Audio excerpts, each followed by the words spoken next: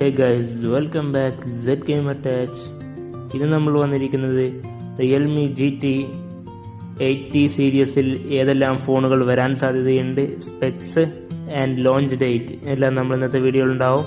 തീർച്ചയായും കാണുക. അത് കുറച്ച് സ്പെക്സ് മാത്രമാണ്. അപ്പോൾ നമുക്ക് ഇപ്രാവശ്യം GT സീരീസും ഉണ്ടാവുമെന്ന് പറയുന്നുണ്ട്, GT Pro എന്നുണ്ടാവുമെന്നും പറയുന്നുണ്ട്. ഏതാണ് ശരിയാവുക എന്നുള്ള കാര്യങ്ങളിൽ യാതൊരു തരത്തിലുള്ള ഉറപ്പുമില്ല. അത് വരുമ്പോൾ മാത്രം നമുക്ക് നോക്കാം. പിന്നെ ചൈനയിൽ ഒക്ടോബർ 21 തന്നെ ലോഞ്ച് ആയിട്ടുണ്ട്. ഇനി നമ്മളുടെ അവിടേക്കുള്ളത് കൺഫർമേഷനായിട്ട് വന്നിട്ടില്ല. ഇനി വരുമ്പോൾ നമുക്ക് അത് നോക്കാം. ആദ്യം തന്നെ നമുക്ക് ഫോണിൻ്റെ സവിശേഷതകൾ ഏകദേശം എന്തെല്ലാം ഉണ്ടാവും എന്നാണ് പറയുന്നത് നോക്കാം. ഏകദേശം 7000 mAh ബാറ്ററി ഉണ്ടാവാൻ സാധ്യതയുണ്ട്. ഫാസ്റ്റ് ചാർജിങ് 100 വാട്ട് വരെ ഉണ്ടാവാൻ സാധ്യതയുണ്ടെന്ന് പറയുന്നു.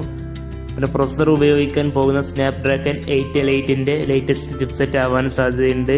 പിന്നെ ഡിസ്പ്ലേ 6.78 ഇഞ്ചിൻ്റെ ഡിസ്പ്ലേ ആവാൻ സാധ്യതയുണ്ട്. AMOLED ഡിസ്പ്ലേ ആണ്. 144 Hz റിഫ്രഷ് റേറ്റ് എന്തായാലും ഉണ്ടാവുമെന്ന് പറയുന്നുണ്ട്.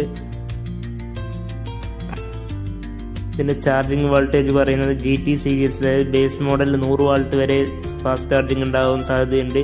GT Pro വേരിയൻറ്റുകളിൽ വന്നിട്ട് 120 വാട്ട് വരെ ചാർജ് സ്പീഡ് ഉണ്ടാവാൻ സാധ്യതയുണ്ട്. പ്രതീക്ഷിക്കുന്ന വില എത്രയാണെന്ന് വെച്ചാൽ 36,000 മുതൽ സ്റ്റാർട്ടിങ് ഉണ്ടാവാൻ സാധ്യതയുണ്ട്. ഇത് റൂമറുകൾ മാത്രമാണ്. ഇതിനിയും സ്പെക്സ് വരാനും സാധ്യതയുണ്ട്. ഇനിയും ഒരുപാട് ഘടകങ്ങൾ വരാനിരിക്കുന്നുണ്ട്. എന്തായാലും നല്ലൊരു ലുക്കും നല്ലൊരു ബേസ് മോഡലിൽ നമുക്ക് നല്ലൊരു ഗെയിമിംഗ് ഫോണായിട്ടും ക്യാമറ ഫോണായിട്ടും ഉപയോഗിക്കാം. ഇനി ക്യാമറ ബേസിലേക്ക് നമുക്ക് പോകാം. ക്യാമറയിൽ നല്ല നല്ല ഗുണങ്ങളുണ്ട്. നമുക്ക് ക്യാമറയായിട്ടും പരിഗണിക്കാവുന്ന മറ്റൊരു നല്ലൊരു ഫോൺ തന്നെയാണിത്. അപ്പോൾ നമുക്ക് ക്യാമറയുടെ ഭാഗത്തേക്ക് പോകാം. റിയർ ക്യാമറ 50 MB ഉണ്ടാവാൻ സാധ്യതയുണ്ട് എന്ന് പറയുന്നുണ്ട്. പിന്നെ രണ്ടാമത്തെ റിയർ ക്യാമറയായിട്ട് ചിലപ്പോൾ 8 MB അൾട്രാവൈഡ് ഉണ്ടാവാൻ സാധ്യതയുണ്ട് എന്നും പറയുന്നുണ്ട്. ഫ്രണ്ട് ക്യാമറ 32 MB ആവാൻ സാധ്യതയുണ്ട്. പിന്നെ 4K 30 FPS അല്ലെങ്കിൽ 60 FPS വരെ പിന്തുണയ്ക്കാൻ സാധ്യതയുണ്ട്. അത്രത്തോളം റെക്കോർഡിംഗ് സിസ്റ്റം ഉണ്ടാവും.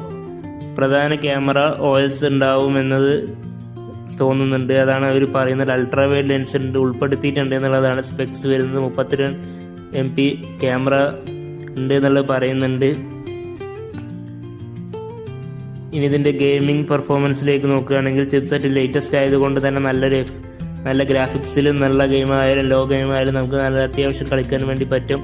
അത്യാവശ്യം ബാറ്ററി നിൽക്കും. അത്യാവശ്യം റീഫ്രഷ് ആയിട്ടുള്ള ഡിസ്പ്ലേ ആണ്. ഇനി എനിക്കുള്ള സംശയം എന്ന് വെച്ചിട്ടുണ്ടെങ്കിൽ ഇത് ഇന്ത്യയിലേക്ക് വരുമ്പോൾ മാറാൻ സാധ്യതയുണ്ട്. ചിലപ്പോൾ ഇതിൽ പലതും ഉണ്ടാവാൻ സാധ്യതയില്ല. അപ്പോൾ ഇതെല്ലാം കൂടി വരട്ടെ എന്ന് പ്രതീക്ഷിക്കുന്നു.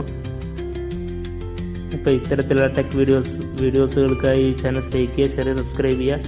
Z gamer touch signing of.